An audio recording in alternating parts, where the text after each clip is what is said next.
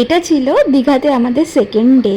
তো আজকে সকালবেলায় উঠে আগে একটুখানি চা বানিয়ে খেয়ে নিয়েছিলাম। এখানে ওয়াটার কেটল থেকে চায়ের সমস্ত ব্যবস্থা আমাদের রুমের মধ্যেই ছিল, তো অর্ডার করার কোনো ব্যাপার ছিল না। একটুখানি আমি দুধ চা খেয়েছিলাম, মা লিকার চা। দেন সবাই মিলে বসে আমাদের রুমেই আড্ডা দিচ্ছিলাম, আর এইদিকে ঝিপঝিপ করে বৃষ্টি শুরু হয়ে গেছে।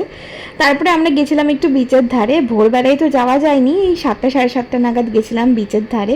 আর এই অশান্ত সমুদ্রের আওয়াজটা জাস্ট আমার বুকে এসে লাগে। চলো একটু মানে সমুদ্রের ধারে গিয়ে চা খাবো না তা তো হয় না, একটু চা খেয়ে নিয়ে এখানে সমুদ্রে একটু পা ভিজিয়েছি। সেদিনের ব্রেকফাস্টটা কমপ্লিমেন্টারি ছিল, তো সবাই মিলে ব্রেকফাস্ট করে নিলাম। অনেক কিছু অপশন ছিল, তো টুকটাক খাওয়া দাওয়া করে আমরা একটু সুইমিং পুলে নেমেছিলাম।